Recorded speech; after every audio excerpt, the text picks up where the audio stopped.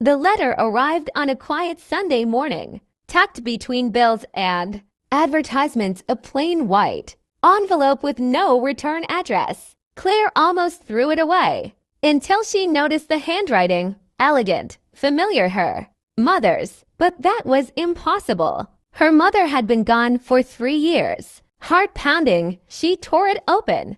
Inside was a single page, yellowed at the edges. "My dearest Claire," it began, "if you're reading this, then you've reached an age where truth matters more than protection." The rest of the words blurred as her eyes filled with tears. Her mother had always been a mystery, gentle but distant, a woman who loved deeply yet spoke little of her past. The letter mentioned a man's name, Samuel, It said he had been her first and only love, but that she'd been forced to marry someone else, Claire's father. Confused, Claire read on.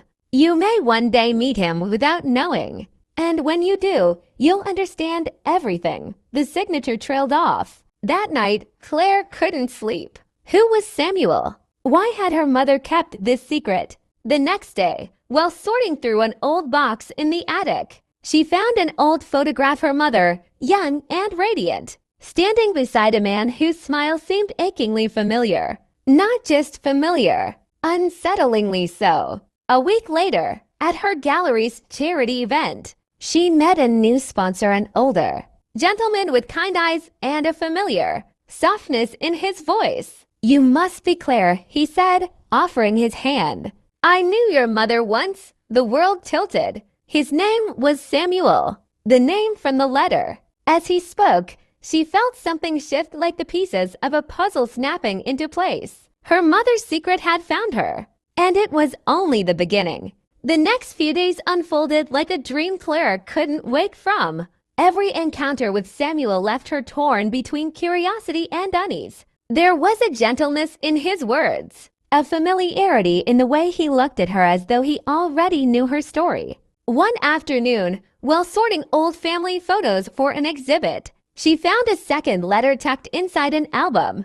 The handwriting was her mother's again, but this time it was addressed to Samuel. "You'll never know this, but our love gave me more than memories, it gave me her." Claire froze. Her, she read it again. The meaning sank in like ice. Her mother was writing to Samuel about her heart pounded as she connected the dots, the timing, the secrecy, the unspoken distance between her parents. Could it be? Was Samuel more than just a friend from her mother's past? That night, she called him.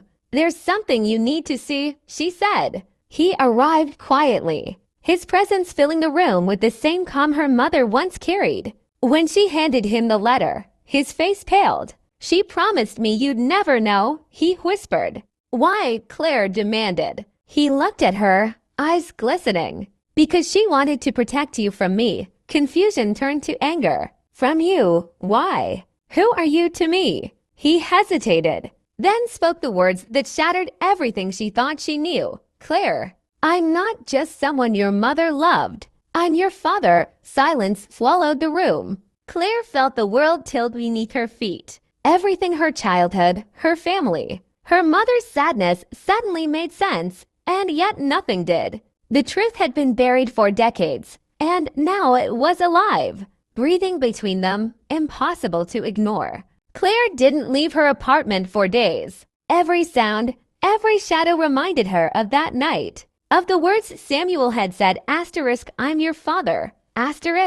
The world she had known for 32 years had vanished in a single breath. She replayed every childhood memory. Her mother's silence when she asked about her parents, marriage, the way her father had always seemed slightly distant, and the way her mother's eyes softened whenever an old song came on the radio. Now, it all made sense, but understanding didn't make it easier. Finally, she went to see Samuel again. His house was filled with old books and photographs, her mother's face smiling from every corner. "You kept all this?" she asked quietly. "Every piece of her," he said. "She was my life, even when she wasn't mine." Claire swallowed hard. "Why didn't you fight for her, for me?" He looked at her with eyes full of years. "I tried." Your grandfather made sure I disappeared. He sent me away with threats I couldn't ignore. And when I came back, she was married and pregnant. I thought you were his. She felt anger rise. So you both just lied. Pretended. No, he said, voice breaking. We protected you. Claire turned away, tears burning her eyes. From what? The truth. Samuel hesitated, then said, from a world that would have punished her for loving. Emmy, his words hit like a wave. For the first time, Claire saw her mother not as the calm, perfect woman she'd lost, but as a young woman who had risked everything for love. You could have told me, she whispered.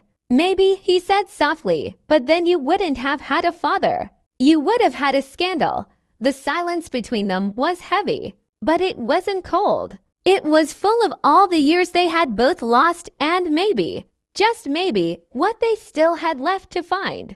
Claire's world became a maze of memories she didn't know how to navigate. Every truth she uncovered about her mother seemed to rewrite her own past. The lies that once protected her now felt like chains. She couldn't look at old family photos without wondering which smiles were real. Her father, the man she'd called dad her entire life, had died years ago, taking his silence with him. And now she had two ghosts to mourn, the father she lost and the one she just found. One evening, Claire visited her mother's grave for the first time since reading the letters. She knelt down, brushing away the fallen leaves. Why didn't you tell me? She whispered. I would have understood. The wind rustled through the trees, gentle and cold, as if the earth itself sighed in reply. Later, she drove to Samuel's house again. He was in his study, sorting through boxes of old photographs. I didn't expect you tonight, he said softly.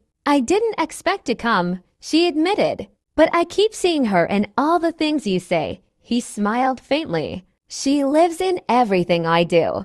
Even in you. She looked around the room, her eyes landing on a framed painting her mother, painted in light strokes, young and full of life. You painted this every year on her birthday, he said. It was the only way I could see her. Claire reached out, tracing the edges of the frame. You loved her that much. He nodded, enough to let her go. When the world wouldn't let us. Say tears blurred her vision. Then maybe, she whispered, I can learn to forgive both of you. Samuel's eyes softened. You already have Claire. You just don't know it yet. For the first time, she didn't feel lost. She felt found between two halves of a story she was finally ready to finish. The following weeks felt like walking on a tightrope between two lives, the one Claire thought she had and the one that had been hidden from her. She found herself drawn to Samuel's quiet strength, his steady kindness, and the way he spoke of her mother as if she were still in the room.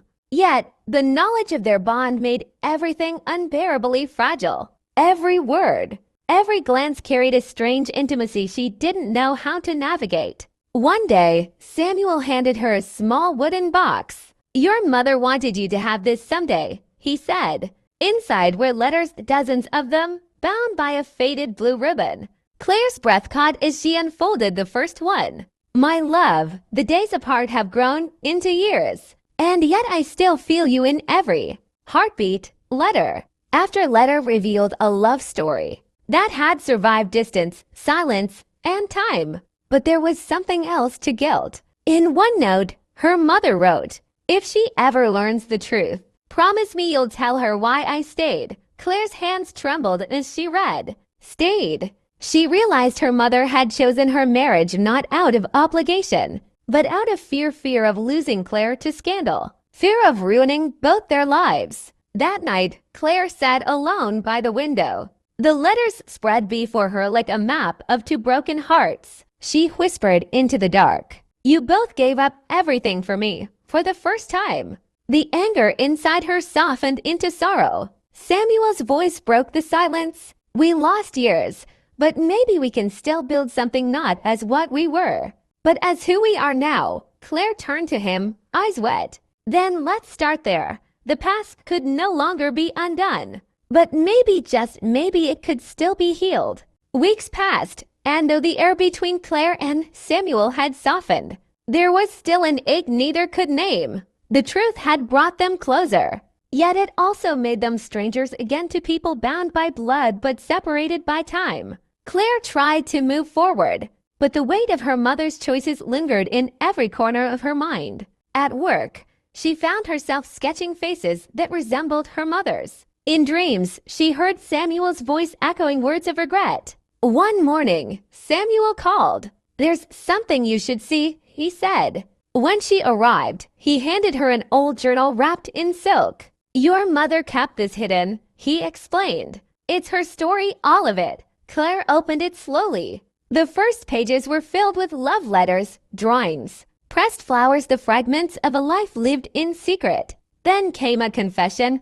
Asterisk, if one day Claire learns everything, tell her she was born from love, not from shame. Asterisk, Claire's tears stained the pages. For so long, she'd felt broken by the truth, but now she saw it differently. Her life wasn't built on deceit, it was built on sacrifice. "She wanted you to know," Samuel said, voice trembling, "that even when she couldn't be free, she wanted you to be." Claire looked up. "And you? What do you want?" He smiled sadly. "To know you. Not as a secret, but as my daughter." For the first time, she didn't turn away. "Then let's start from here," she said. They sat together in silence, the afternoon light falling softly through the window. The past hadn't disappeared, but it no longer held them hostage. It had, in its own way, set them free. Claire spent the next few days in quiet reflection. Her life had been split into the one she lived and the one she had inherited.